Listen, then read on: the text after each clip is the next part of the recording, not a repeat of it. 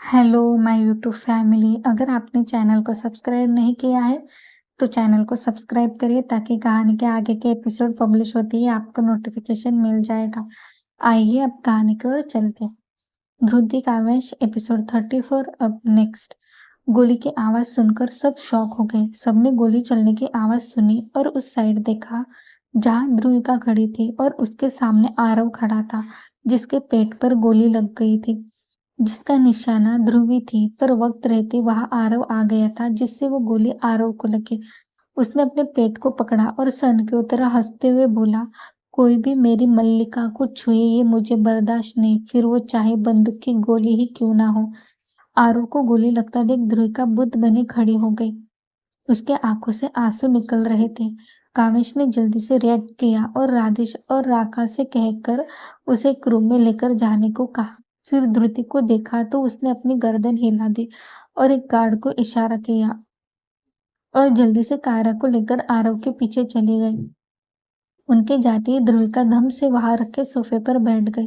उसे ऐसे देख कामेश उसके पास बैठ गया और उसके सर को सहलाते हुए बोला, आप क्यों परेशान हो रही है लाडू। कामेश की बात सुनकर ध्रुविका बेख्याली में बोली, पता नहीं पापा पर बहुत दर्द हो रहा है। हमें उन्हें ऐसे देख सीने में बहुत दर्द हो रहा है। ये कहते वक्त ध्रुविका रो रही थी। ध्रुविका की बात सुनकर कामेश के चेहरे पर गहरी मुस्कान आ गई। उसने उसके बालों को सहलाते हुए कहा, जाइए उसके पास, उसे आपकी जरूरत है। कामेश की बात सुन ध्रुविका उसे देखने लगी। उसे अपनी तरफ देखता पाकर काव्यांश बोला, ये रिश्ता ऐसी चीज है लाडो जिसे वक्त रहते ही संवारना चाहिए, नहीं तो कभी कभी बहुत देर हो जाती है। हम आपको नहीं रो रहे हैं लाडो, आप अपनी लाइफ के फैसले खुद ले सकते हैं और यह हमें यकीन है हमारी लाडो कोई भी गलत कदम नहीं उठाएगी। कावेश की बात सुन ध्रुविका उसके सीने से लगकर रोने लगी। कावेश ने उसे रोने से नहीं रोका। थोड़ी देर बाद ध्रुविका खुद शांत हो गई और अपनी जगह से उठकर खड़ी हो गई। उसने अपने कदम उस रूम की तरफ बढ़ाए जहां आरव था। ध्रुविका धीरे कदमों से उस रूम की तरफ चली गई और उस बंद दरवाजे को देखने लगी। रूम के अंदर ध्रुति और कायरा मिलकर आरव की गोली निकाल रहे थे। कायरा ध्रुति को उसके कहे अनुसार सब दे रही थी। थोड़ी देर बाद उसने आरव की गोली निकाल कर उसे पट्टी कराई और अपने हाथ धोकर बाहर आ गई जहां ध्रुविका आंखों में आंसू लिए खड़ी थी। उसे ऐसे देख ध्रुति ने उसके गालों पर हाथ रखा और कहा, हमें नहीं पता लाडो आपके साथ क्या हुआ, क्यों हुआ और क्या हो रहा है, पर मुझे पता है हुकुम सा कोई भी गलत कदम नहीं उठाएंगे। बस जो भी है हम चाहते हैं आप खुद हमसे कहें। ध्रुति की बात सुनकर ध्रुविका ने अपनी नजरें झुका ली। ये देख ध्रुति कायरा के साथ वहां से चली गई। ध्रुविका अभी भी वहीं खड़ी थी और अंदर जाए या नहीं इस बारे में सोच रही थी। तभी उसके कानों में एक गहरी आवाज आई, इतनी तड़प है मल्लिका कि इस तड़प को तो ही मिटा सकती है, नहीं तो हम ही मिट जाते। आरव की बात सुनकर ध्रुविका सिहर गई और धीरे कदमों से कमरे के अंदर चली गई। आरव अपनी मल्लिका को देख रहा था जिसके आंखों में इस वक्त हल्की सूज गई थी और लाल हो गई थी। आरव उसे ऐसे देखकर जुनून से बोला, तेरी इन हिरनी जैसी आंखों में आंसू हमें पसंद नहीं। इतनी खूबसूरत है आंखें तुम्हारी जिस पर इस बूंदों की कोई जरूरत नहीं। आरव की बात सुनकर ध्रुविका ने अपना सर ऊपर उठाया और आरव को देखने लगी जो उसे ही देख रहा था। आरव के ऐसे जुनून से भरी आंखें देख ध्रुविका की आंखें अपने आप झुक गई, जिसे देख आरव ने अपने सीने पर सहलाते हुए दीवानगी से कहा, इतनी चाहत है कि हम कह नहीं पाते, डरता है दिल की कहे हमें वो इनकार ना कर दे। उनका इजहार भी नहीं हुआ हमारे सामने, फिर भी दिल तेरी चाहत को इकरार समझ बैठा है। ध्रुविका आरव के ऐसी बातें सुन हल्की कांप रही थी। उसे आरव की वो आंखें जिसमें इतना जुनून था, उसे देखने की हिम्मत उसमें नहीं थी। आरव उसके हर एक अदा पर फिदा हुआ जा रहा था। उसके आंखों में इतना नशा था कि ध्रुविका उसे देखने की हिम्मत नहीं कर पा रही थी। आरव बस पागलों की तरह उसे देखे जा रहा था। तुम्हें अपना बनाने का जुनून सर पे है कब से है, मुझे आदत बना लो एक बुरी, कहना ये तुमसे है। ध्रुविका धीरे धीरे आरव के पास जाकर खड़ी हो जाती है। आरव उसे अपने पास देखकर उसका हाथ पकड़कर अपने पास बैठा देता है। नीचे हॉल में ध्यांश और अधीरा अभी ही अंदर आ गए थे। जब वो अंदर आए तो एक गार्ड ने ध्यांश को यहाँ जो भी हुआ वो सब बताया, जिसे सुनकर ध्यांश आग बबूला हो गया। उसने उस गार्ड को आरव और ध्रुविका के बारे में पूछा और वो भी उस कमरे की तरफ बढ़ गया। उसे जाता देख अधीरा ने उसका हाथ पकड़ लिया और उसे अपने कमरे की तरफ ले जाने लगी। ये देख ध्यांश उस पर गुस्सा करते हुए बोला, ये क्या हरकत है रसपरी, मुझे छोड़ो, मुझे उसके पास जाना है। पापा भी ना, उसे अकेले क्यों भेजा, उसने कुछ किया तो? ध्यांश की बात सुनकर अधीरा ने उसका हाथ छोड़ दिया और बोली, अगर घर के बड़े उन्हें नहीं रोक रहे तो आप क्यों ऐसा कर रहे हैं ध्यांश? ये कहकर अधीरा ने उसे नाराजगी से देखा और अपने बुक किए हुए कमरे में चली गई। अधीरा को ऐसे देख ध्यांश ने अपनी मुट्ठियां कस ली और एक नजर ध्रुविका और आरव जिस कमरे में थे वहां देख अधीरा के पीछे चला गया। अधीरा नाराजगी से अंदर आ गई और खुद में ही बड़बड़ाते हुए बोली, खुद करे तो अच्छा, और अब वही लाड़ू कर रही है तो इन्हें मिर्ची लग रही है। माँ सही कहती है, पागल है सबके सब और इनके पीछे हम भी पागल हुए जा रहे हैं। अधीरा को ऐसे खुद में बड़बड़ाते हुए देख ध्यांश उसे जुनून से देखने लगा। उसने कमरे का दरवाजा बंद किया और अधीरा के पीछे पीछे घूमने लगा। अधीरा जो काम करती ध्यांश दीवानों की तरह उसके पीछे चलता। लास्ट में थक कर अधीरा एक जगह रुक गई और ध्यांश को देखकर बोली, क्या है आपका, क्यों पीछे पीछे घूम रहे हैं, जाइए आप। अधीरा की बात सुनकर ध्यांश ने उसे अपने गोद में उठा लिया और उसे लेकर बाथरूम में चला गया। अधीरा ने उसे देखा और कहा, ये सब क्या है, आप छोड़िए मुझे। ध्यांश ने उसे कुछ नहीं कहा और शॉवर चालू कर दिया और उसने अपनी धोती उतार दी। फिर अधीरा को दीवार से चिपकाकर उसके ऊपर चढ़ गया। अधीरा अपनी आंखें बड़ी बड़ी करके उसे देखने लगी। ध्यांश ने उसके पल्लू को नीचे गिरा दिया और उसके गर्दन पर अपने होठ चलाने लगा। ध्यांश ने अधीरा के गर्दन को पीछे से पकड़ लिया और उसे घुमाकर शॉवर के नीचे खड़ा कर दिया और उसे छोड़ दिया। उसने अधीरा के क्लीवेज के पास ब्लाउज में एक उंगली डाली और उसे जोर से खींच लिया, जिससे अधीरा उसके सीने से टकरा गई। ध्यांश ने उसके कमर को कसकर दबा दिया और उसके होठों पर अपने होठ रख बेतहाशा चूमने लगा। ध्यांश अधीरा को इतने वाइडली चूम रहा था कि अधीरा का पूरा शरीर कांप उठा। उसने ध्यांश के शरीर को अपने आप से दूर करने के लिए उसके सीने पर अपने हाथ रखे और उसे पीछे की ओर धकेलने लगी, पर ध्यांश ने उसे बहुत ज्यादा कसकर पकड़ा हुआ था। थोड़ी देर बाद अधीरा की सांसें उखड़ने लगी, लेकिन ध्यांश ने उसे नहीं छोड़ा। जब अधीरा के आंखों में मदहोशी छाने लगी तब ध्यांश ने उसे छोड़ दिया और उसके कमर को वैसे ही पकड़ रखा। तेरे इश्क पे तेरे वक्त पे बस हक एक मेरा, तेरी रूह पे तेरे जिस्म पे बस हक है एक मेरा, बस हक है एक मेरा। ध्यांश ने अधीरा के माथे से अपना माथा भिड़ा दिया और अधीरा की गहरी सांसों सुनने लगा। अधीरा का चेहरा लाल हो गया था और वो तेजी से सांसें ले रही थी, जिसके आवाज को ध्यांश बहुत जुनून से सुन रहा था। उसने वैसे ही अधीरा के माथे से अपना माथा लगाते हुए उसे अपने पास खींच लिया। थोड़ी देर बाद जब अधीरा रिलैक्स हुई तो ध्यांश ने उसके कमर को सहलाते हुए उसके साड़ी के प्लेट के अंदर अपना हाथ डाल दिया, जिससे अधीरा की सांसें एकदम से रुक गई। ध्यांश ने उसके पेट के नीचे सहलाने लगा, जिससे अधीरा का रोम रोम कांप उठा। ध्यांश ने उसके प्लेट्स को पकड़ा और बाहर की ओर खींच लिया, जिससे अधीरा की साड़ी छूटकर नीचे गिर गई।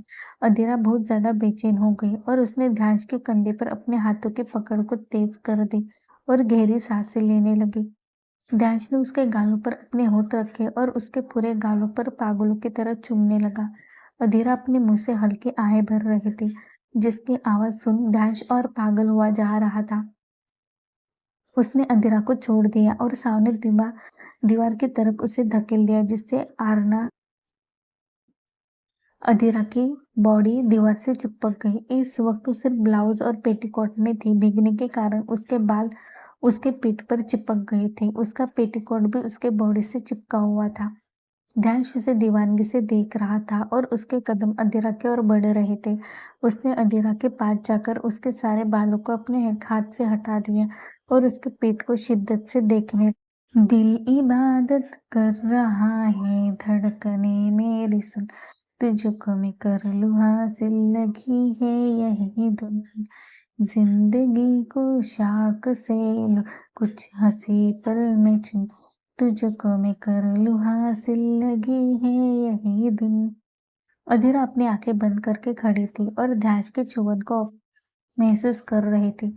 ध्यान ने उसके उस दूध जैसी गोरी पीठ पर अपने होठ रखे और उसे शिद्दत से चूमने लगा। उसने अपने एक हाथ को अधीरा के पेट पर रखा और उसे अजीब तरीके से छूने लगा, जिसके छुअन से अधीरा पागल हुई जा रही थी। ध्यान उसे बेतहाशा चूम रहा था। बहुत वक्त बाद जब अधीरा को सहन नहीं हुआ तो वो ध्यान की तरफ घूम गई और उसे जुनून से देखते हुए अपने पेट को दीवार से लगाकर खड़ी हो गई। उसकी सांसें तेज थी जिससे उसकी ब्रेस्ट अप डाउन हो रही थी, जिसे देख ध्यान पागल हुआ जा रहा था। उसकी आंखें नशे में डूबी हुई थी और वो अपनी इंटेंस आंखों से अधीरा को एकटक देख रहा था। उसने अधीरा के ब्रेस्ट पर अपना हाथ रखा और उसे अपनी तरफ खींच लिया। ध्यान की हरकत पर अधीरा की सिसकी निकल गई और वो ध्यान को देखने लगी। ध्यान ने उसके होठों को शिद्दत से घूरा और उसके होठों पर अपने होठ रख उसे चूमने लगा। अधीरा ने भी उसके किस का साथ दिया और दोनों भी एक दूसरे को शिद्दत से चूमने लगे। उन दोनों के होठ आपस में उलझे हुए थे और वो दोनों एक दूसरे को वाइडली चूम रहे थे। ध्यान ने उसे चूमते हुए अधीरा के पेटीकोट के नोट को खींच लिया, जिससे उसका पेटीकोट कमर से नीचे सरक गया। ध्यान उसे चूमते उसके ब्लाउज को भी निकाल फेंक दिया और उसके बाकी के कपड़े भी धीरे धीरे निकाल दिए और अपने बचे कपड़े निकालकर अधीरा के कमर को दोनों हाथों से पकड़ कर उठा लिया। अधीरा ने उसके कमर को अपने पैरों से पकड़ लिया। ध्यान ने उसे वैसे ही पकड़कर दीवार से लगा दिया। थोड़ी देर बाद जब अधीरा की सांसें उखड़ने लगी तो ध्यान ने उसके होठों को छोड़ दिया और उसके गर्दन पर अपने होठ रख दिए और उसके गर्दन से लेकर सीने तक चूमने लगा। ध्यान की हरकत से अधीरा पूरी तरह से बहक गई थी और वो आए मुंह से निकल सिसकियाँ निकाल रही थी, जिसे सुनकर ध्यान अपने आपे से बाहर हो रहा था। उसने अधीरा को दीवार में धंसा दिया और उसके अंदर एंटर कर दिया, जिससे अधीरा ने उसके बालों को कसकर पकड़ लिया। ध्यान ने उसके होठों पर अपने होठ रख दिए और उसे लेकर बाथरूम से बाहर चला गया। उसने अधीरा को बेड पर लेटा दिया और उसके होठों से बेतहाशा चूमने लगा। लगभग 3 घंटे बाद अधीरा थक कर चूर हो गई थी और वो ध्यान के ऊपर लेटी हुई थी। ध्यान उसके बालों को सहला रहा था। थोड़ी देर ऐसे ही रहने के बाद दोनों भी सो गए। ध्रुविका धीरे धीरे आरव के पास जाकर खड़ी हो जाती है।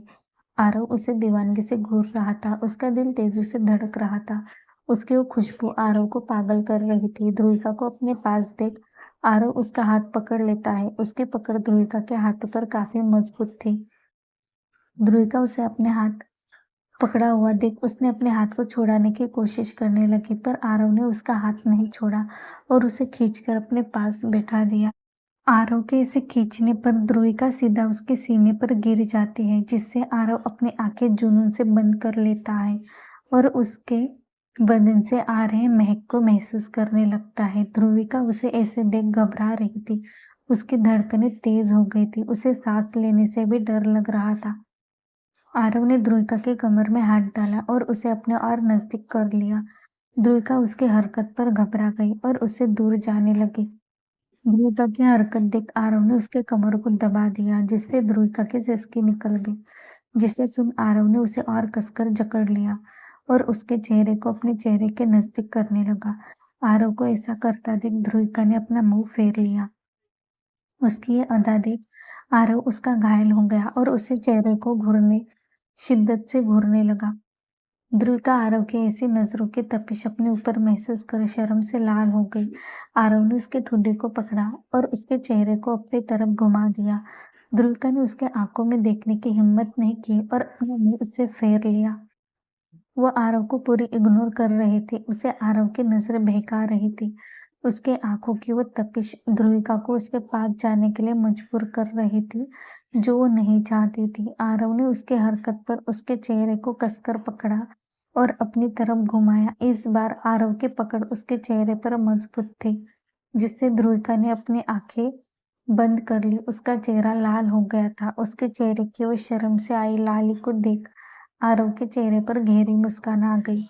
आरव ने उसके गालों को अपने हाथों से पकड़ा और उसे दबा दिया, जिससे उसका चेहरा एकदम से पिचक गया और वो बहुत प्यारी लगने लगी, जैसे कोई क्यूट सा पप्पी। आरव उसके इस खूबसूरत से चेहरे को जुनून से देख रहा था। ये लाल इश्क ये मलाल इश्क ये ऐब इश्क ये बैर इश्क ये लाल इश्क ये मलाल इश्क ये ऐब इश्क ये बैर इश्क इश्क इश्क। आरव ने उसके चेहरे को दीवानगी से देखते हुए कहा, तेरी चाहत मेरे आंखों में है, तेरी खुशबू मेरी सांसों में है, मेरे दिल को जो घायल कर जाए ऐसी अदा सिर्फ तुम में है मल्लिका। आरव की बातें सुन ध्रुविका ने अपनी आंखें खोल दी और उसके आंखों में देखने लगी। आरव भी उसे देख रहा था। दोनों की आंखें आपस में लड़ रही थी। दोनों की आंखों में जुनून था, जो एक दूसरे को तबाह करने पर तुला था। किसके इश्क की सनक ज्यादा होगी, दोनों पीछे नहीं हट रहे थे। दोनों के आंखों में दीवानगी थी। ध्रुविका उसके आंखों में एकटक देख रही थी। आरव ने उसके कमर को इतनी कामुकता से दबाया कि ध्रुविका के होश उड़ गए। वो जो आरव के ऊपर बेंट थी, वो अचानक ही सीधी हो गई, जिससे देख आरव कातिल तरीके से मुस्कुरा दिया। आरव की हरकत पर ध्रुविका ने अपना मुंह बिगाड़ा और आरव के सीने पर हाथ रख उसे सहलाया। ध्रुविका के छुअन से आरव ने अंदर तक हिल गया। आज पहली बार ध्रुविका ने अपनी तरफ से एक कदम बढ़ाया था, जिसे महसूस कर आरव ने अपनी आंखें बंद कर ली और उसे महसूस करने लगा। ध्रुविका ने मौका पाकर आरव से दूर जाने लगी, जिसे महसूस कर आरव ने ध्रुविका को कसकर पकड़ लिया और अपनी आंखें खोल दी। उसे गुस्सा आ गया और उसने गुस्से से ध्रुविका को देखते हुए कहा, नो मल्लिका, इस बार नहीं। ये कहकर आरव ने उसे पकड़ा और अपने दूसरे साइड ध्रुविका को बेड पर फेंक दिया, जिससे उसके चोट पर काफी खींचाव महसूस हुआ। उसे दर्द होने लगा, जिससे उसने अपनी आंखों को दर्द से बंद कर ली और उसके पकड़ ध्रुविका पर कस गई, जिसे देख ध्रुविका घबरा गई और उसके गालों पर हाथ रख बोली, क्या हुआ, आप ठीक तो है ना? आरव ने कुछ नहीं कहा और वो बेड पर पीठ के बल लेट गया। ध्रुविका ये देख उसे देखने लगी। उसकी नजर आरव के पेट पर गई, जहां से खून आ रहा था, जिसे देख ध्रुविका बहुत ज्यादा घबरा गई। उसके आंखों से आंसू बहने लगे। उसने बेचैनी से आरव को देखा और उसके गालों पर अपने हाथों से सहलाते हुए बोली, आप ये खून क्या हुआ आपको, आप ठीक हो ना? आरव ने मुंह से कुछ नहीं निकल रहा था। उसने ध्रुविका के हाथों को कसकर पकड़ लिया। ध्रुविका बहुत ज्यादा घबरा गई। उसने अपने फोन को ढूंढा, जो वही आरव के पास गिरा हुआ था। उसने झट से उसे उठाया और ध्रुति को कॉल लगाया। ध्रुति नीचे कावेश के साथ थी, जो अपने कमरे की ओर जाने के लिए कदम बढ़ा रहे थे। तभी उसका फोन रिंग हुआ। ध्रुति ने अपना फोन देखा, जिस पर ध्रुविका का नंबर फ्लैश हो रहा था, जिसे देखकर ध्रुति ने जल्दी से फोन उठा लिया। वो कुछ बोलती, फोन के दूसरे साइड से ध्रुविका के रोने की आवाज आई, जो रोते हुए ध्रुति से बोल रही थी, माँ प्लीज जल्दी आइए, बहुत खून बह रहा है। माँ हम क्या करें, आप कहाँ हैं? ध्रुविका को ऐसे देख ध्रुति घबरा गई और उसे शांत कराते हुए बोली, हम आ रहे हैं लाडो, आप रोइए मत, हम अभी आ रहे हैं। ध्रुति ने फोन रखा और कावेश को देख परेशानी से बोली, लाडो रो रही थी, पता नहीं क्या हो गया है, आप चलिए जल्दी। ये कहकर ध्रुति ने एक गार्ड को इशारा किया, जिसे देख वो गार्ड भागते हुए वहां से चला गया और ध्रुति का मेडिकल किट लेकर आ गया, जिससे देख ध्रुति और काव्यांश जल्दी से उस रूम में चले गए जहां आरव और ध्रुविका थी। ध्रुति अंदर गई और देखा तो ध्रुविका बहुत रो रही थी। उसके हाथ पर खून लगा था। ये देख काव्यांश और ध्रुति दोनों भी डर गए। ध्रुति उसके पास जाकर बोली, लाडो ये आपके हाथ को क्या हुआ, ये खून आपको चोट कैसे लगी? ध्रुति की बात सुन ध्रुविका रोते हुए बोली, माँ हम ठीक है, इनको देखे ना, खून आ रहा है। ध्रुति ने आरव को देखा और उसे घूरते हुए बोली, ये क्या किया आपने, गोली लगी थी, क्या कर रहे थे कि स्टिच खुल गए? ध्रुति की बात सुन आरव और ध्रुविका की बोलती बंद हो गई। कावेश ने उन दोनों को अपनी गहरी नजरों से देख रहा था। उसने ध्रुति को देखते हुए कहा, हुकुम रानी सा, आप पहले उसे चेक करिए, बाद में इसे बारे में खुद सोचिए। कावेश की बात सुनकर ध्रुति ने कावेश को घूर कर देखा और मुंह बनाकर आरव को देखने लगी। उसके पेट पर से पट्टी हटाकर उसने उसके पट्टी को और ध्रुविका को देखकर बोले, आप चलिए हमारे साथ लाडो, उन्हें आराम करने दे। ध्रुति की बात सुनकर आरव ने अपने हाथों की मुट्ठियां कस ली। वहीं ध्रुविका का चेहरा भी लटक गया। उसे आरव के पास रहना था। आरव ने कावेश को देखा जो उसे हल्की सी मुस्कान लिए देख रहा था, जिसे देख आरव के तन बदन में आग लग गई। उसे कावेश की आंखों से ही कहा, आप अपनी पत्नी को लेकर जाइए यहाँ से। आज कहा मेरी मल्लिका मेरे पास खुद से आई है और आपकी बीवी उसे अपने साथ ले जा रही है। ये ठीक नहीं हो रहा है, रोक लीजिए उन्हें। उसके ऐसे हरकत देख कावेश ने उसे टेढ़ी स्माइल दी, जैसे कह रहा हो, हिम्मत है तो रोक के दिखा। आरव को गुस्सा तो बहुत आ रहा था, लेकिन करे भी तो क्या। उसने ध्रुति को देखा और कहा, हुकुम रानी सा, उसे रुकने दीजिए। अगर मुझे किसी चीज की जरूरत पड़ी तो कोई तो यहाँ होना चाहिए ना। ध्रुति उसकी बात सुनकर बोली, जी आप उसकी फिक्र मत करिए, हम राधेश या फिर आरुष को यहाँ रुकने के लिए कह देते हैं। ध्रुति की बात सुनकर कावेश की हंसी छूट गई, जिसे देख आरव गुस्से से तो ध्रुविका और ध्रुति उसे हैरानी से देखने लगे, क्योंकि काव्यांश बहुत कम हंसता था और अब ऐसे सिचुएशन में भी वो हंस रहा था। ध्रुति को ये बात हजम नहीं हो रही थी। उसने अपनी आंखें छोटी छोटी करके काव्यांश को घूर कर देखा और कहा, आपको क्या हुआ? आप क्यों इतना हंस रहे हैं? हमने कोई जोक मारा? हुकुम सा, आप हम पर हंस रहे हैं? ध्रुति की बात सुनकर काव्यांश ने उसे पीछे से अपनी बाहों में भर लिया और उसके कान पर काटते हुए बोला, हमारी इतनी मजाक कि हम हमारे हुक्मरानी साहब पर हंसे? नहीं मेरी जान, मैं तो बस कुछ सोच कर हंस रहा था। कावेश की हरकत पर ध्रुति एकदम से सिहर गई और उससे दूर होते हुए बोली, कुछ तो शर्म करे हुकुम सा। कावेश उसकी बात सुनकर उसे फिर से अब पकड़ते हुए बोला, आपसे कैसी शर्म हुक्मरानी सा? आप मेरी है, सिर्फ मेरी, इसलिए जहां आप होती है वहां मैं दुनिया भूल जाता हूँ। मेरे मिस ग्रीन आइज। कामेश के ऐसे लवी डबी होता देख आरव पूरा जल गया था। यहाँ उसकी बीवी उसके पास होते हुए भी दूर है और ये आदमी उसके सामने अपनी बीवी से प्यार करके उसे जला रहा है।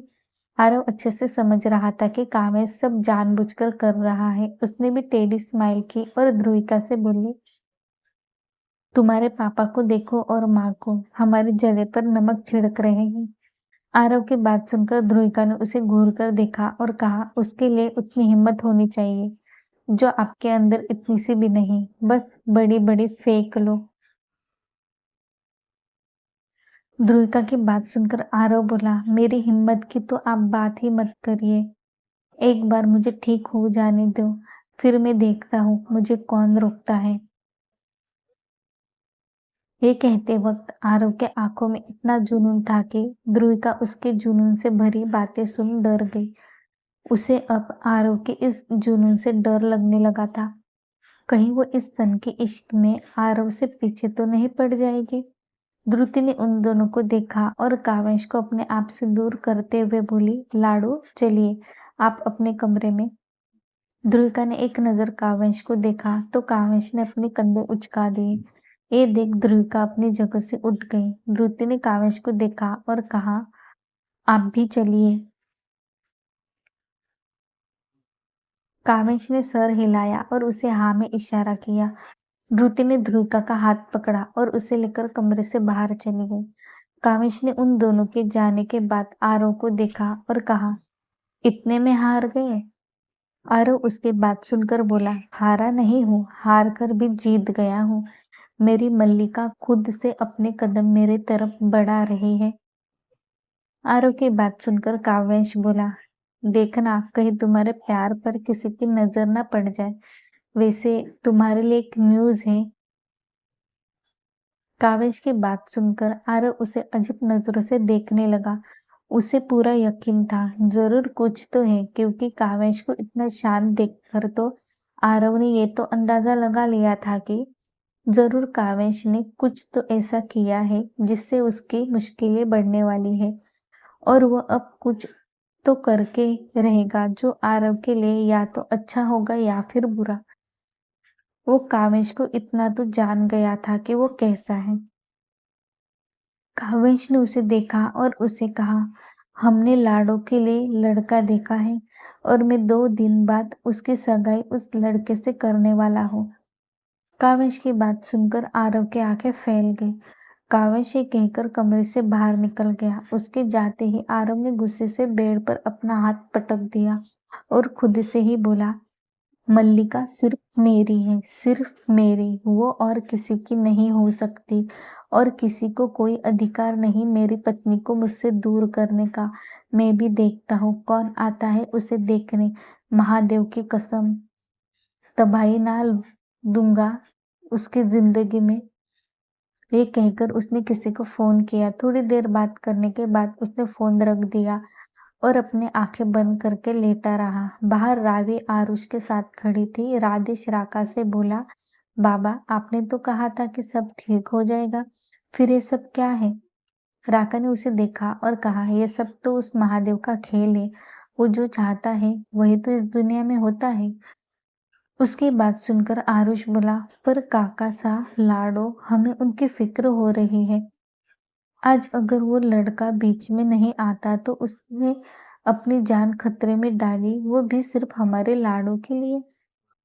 आरुष की बात सुनकर राका हल्का सा मुस्कुरा दिया और बोला, क्यों ना बीच में आता, वो उसकी है, उसे वो कैसे कुछ होने देता। उसकी बात सुनकर सब उसे नासमझी से देखने लगे तो राका उन सबको देखकर बोला, वक्त आने पर सब पता चल जाएगा। उसकी बात सुनकर सबने सर हिला दिया। उन सबको देख राका बोला, जाओ तुम सब आराम कर लो। राका की बात सुनकर सब अपने दिए कमरे में चले गए।